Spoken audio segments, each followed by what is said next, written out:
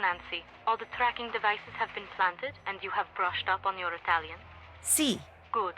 The stakeout will take place at midnight tonight. You and the GDIF agents will allow Nico to enter the Palazzo Opello, then capture him when he tries to get away with whatever he has stolen. And so, I ask you, Nancy, are you sure you are ready to go on the stakeout? I am ready. Then good luck. We will talk again after Nico is captured. Nancy, the four of us agents will be hiding in the courtyard waiting for Nico. We will call over the radio to tell you where we are and pick out from time to time.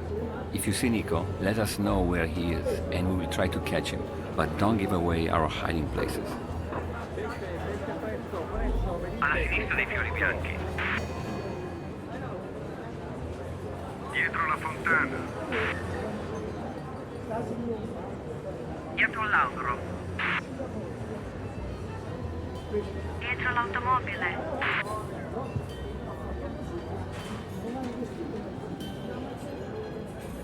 Dietro il gatto. Dietro l'albero. Dietro la parete. Dietro la statua. He's to the right of the red flowers.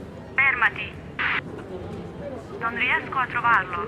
Dietro l'albero. Dietro la fontana. Dietro l'ombrello rosso. Dietro la statua.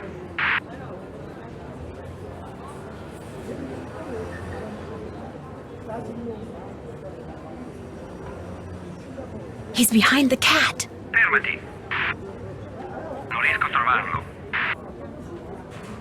Dietro la statua. Vicino alle gondole. Alla destra dei fiori rossi. Dietro l'albero.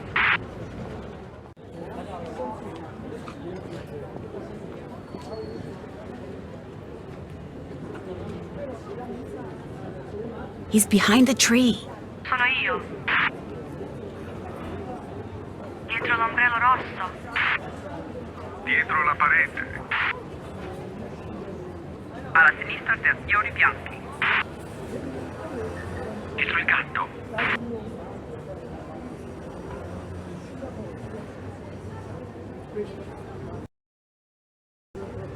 He's behind the car.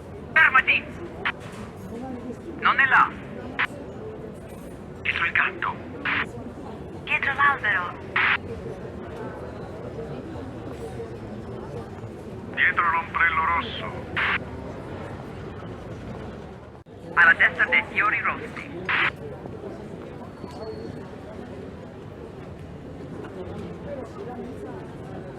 Alla destra dei fiori rossi.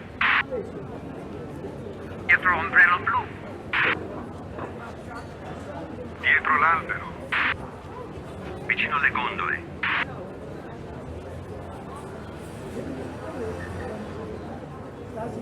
He's behind the cat.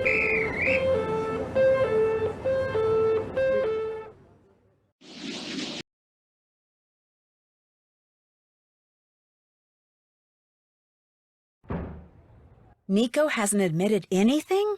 He does not admit that he is the Phantom. He does not even admit that he is Nico Petit. The police and the GDIF have been questioning him all night but have gotten nowhere. So we still don't know who Il Dottore is. And we do not know where any of the stolen artwork is. This is not good, Nancy. Now that Nico has been arrested, the theft ring may break up, and we may never recover the stolen goods. Prudence is not going to like that. Was he carrying anything that might help us? A wallet, an address book? I'm looking at the arrest report. Among the items that were taken from him were a silver trumpet that he had just stolen from the Palazzo Opello, a pen, some coins, some matches, a receipt for Papano, I should say propane gas, a used tissue. Wait a minute. Propane gas? This receipt, what was on it? I will check the photocopy. It is just an ordinary receipt. It tells the date the gas was delivered, the amount. That is strange. What's strange? On the back, someone has written these numbers. 3447. 3447. Does that mean something? Only one way to find out. I'll talk to you later. Bye.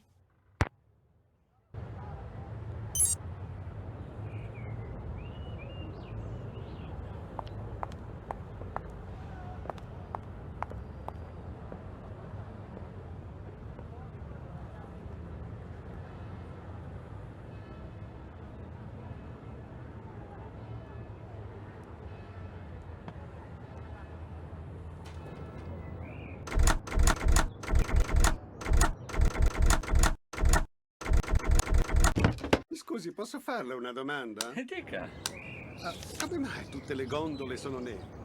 per mettere in rilievo la pelle delicata e bianca delle veneziane. Io pensavo che foste tutti a lutto qui a Venezia. No, assolutamente, vogliamo mettere in rilievo la bellezza delle nostre donne.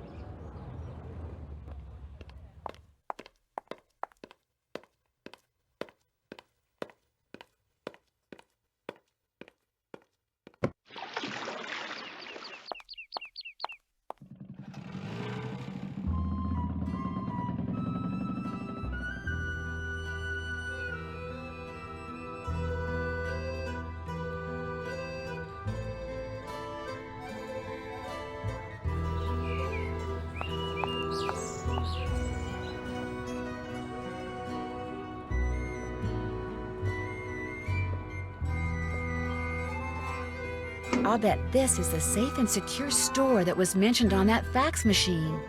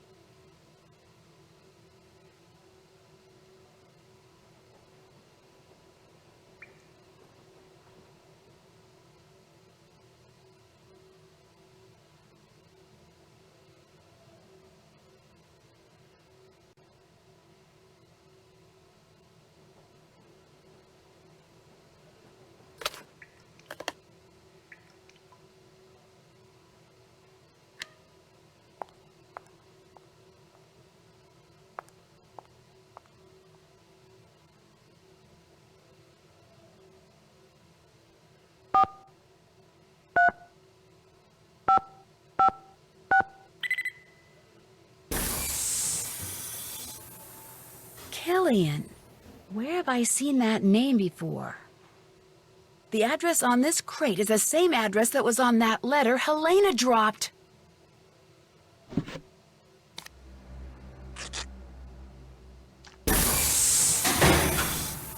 Let me out of here! Hey! Open the door!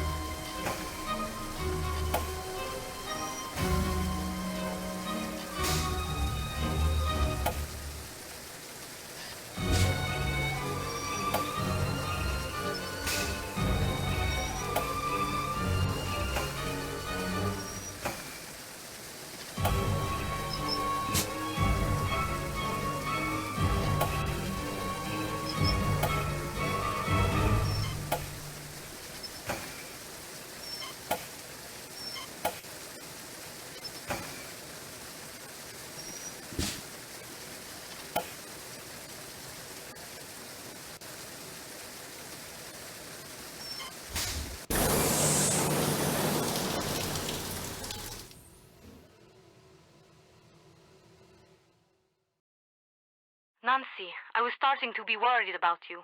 It's Helena Berg. She's Il Dottore. You are sure? Yes, and I think she knows she's been busted. So you have to activate the tracking device I planted on her and find her before she escapes. I will activate her device immediately. But because of Carnevale, there are no officers available to follow her. You will have to do this, Nancy. You want me to track her? After I have activated the tracking device, your PDA will show a picture of what method of transportation she has taken, whether she's traveling on foot, in a gondola, or by vaporetto. From time to time, it will also announce where she is. Why can't it announce where she is all the time? The transmission of a continuous signal would make the device too easy to detect. So please, Nancy, watch your PDA. It will tell you Helena's method of transportation and her last location. Use this information to figure out where she is headed so you can go to that place and intercept her. But you must move quickly or she will get away. I will send someone to help you as soon as possible. Okay. This Prudence Rutherford. I did not like that she forced you on us. But when you are on a case, you are like a dog with a bone. I like that, Nancy Drew. There, Helena's tracking device is activated. She is all yours. Hurry. San Zaccaria, a piedi. In vaporetto. Pietà. A piedi. A piedi.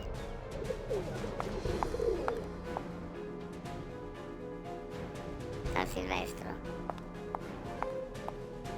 In vaporetto. A piedi. In vaporetto. A Gotcha! piedi. Helena! Don't try to hide from me, Helena. Nancy, what are you doing here? Getting my locket back. What are you? A cop? A government agent? A thief? What? What do you want? I'm just an amateur detective who wants what all decent people want. Justice. I had a feeling you were up to something. Your sudden arrival at Nascosta, your feigned interest in Venice, always asking questions. You've been watching Fango from the Altena all this time, haven't you? And now the little spy wants her locket back. Well, good. Because you're not getting it back. Ever. Ora! Polizia! Helena, stop! She's getting away! Avanti! Metti le mani sulla testa! Don't be too pleased with yourself, Nancy Drew. It's not over between us. Not by a long shot. Dove siete? True to her word, Helena didn't go quietly. After she was arrested, she insisted that because of me, a silly American teenager, a terrible mistake had been made. She claimed that not only was she innocent, but the locket around her neck was hers. But after I showed the authorities everything I discovered, it became clear that all the thefts attributed to the Phantom of Venice were actually perpetrated by a gang, her gang. It started with Hildegard Killian, a wealthy pork belly heiress in Chicago, who gave Helena a list of the Venetian art objects for which she would happily pay a small fortune should Helena somehow obtain them for her. Inspired by what she had learned while covering the trial of criminal mastermind Leo Macchiano, Helena subtly pumped her sources in the police department for the names of known or suspected criminals who could serve her purposes, which enabled her to put together her very own theft ring made up of Antonio Fango, codename Il Capitano. Using everything from trained pigeons to chess notations to chocolates, he made sure everyone in the ring knew what they needed to know by the time they needed to know it. Gina Scaramuccia, a civil engineer familiar with practically every security system in existence, she determined the best way to steal an item and, via Il Capitano, passed this information along to Nico Petit, Brigella, who did the actual stealing. It was his idea to wear the mask and cape while pulling the heists, something of which Helena, Il Dottore, did not approve. He delivered what he stole to Enrico Tazza, Arlecchino. He hid the items in papier-mâché carnival costume heads and stashed them away until they could be shipped to Hildegard Killian. But thanks to Sophia and me, they're all on their way to prison. Prudence Rutherford was so delighted that all the stolen objects were recovered undamaged that she's decided to include me in her memoirs, which I guess I'm supposed to consider a great honor. Margarita is delighted too. Everyone thinks that because I was staying at Ca Nascosta, she was somehow instrumental in solving the case. She's suddenly the darling of Venetian high society, which for her is a dream come true. As for Colin, he called me once out of the blue. He had read about the Phantom's capture and had just one question. Did I get my locket back? When I said I had and was wearing it, there was a long silence, then he just hung up. For a while I felt bad. Then I remembered all those slides.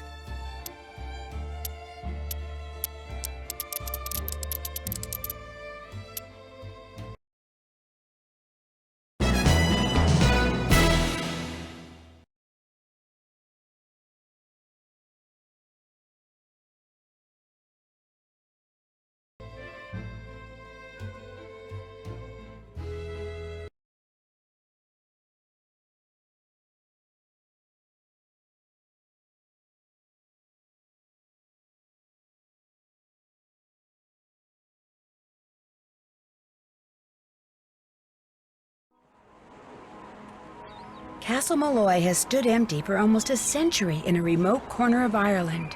The few who have dared to walk among its crumbling walls have told tales of devious fairies, ghostly lights, and a cursed spirit haunting the ruins. When an old friend of mine insists on holding her wedding there, things quickly go from merry to menacing, and I soon find myself probing the darkest corners of the castle, struggling to unearth its secrets. Secrets which may have already cost the groom his life. Join me as I make my way through this long-forgotten fortress in The Haunting of Castle Malloy.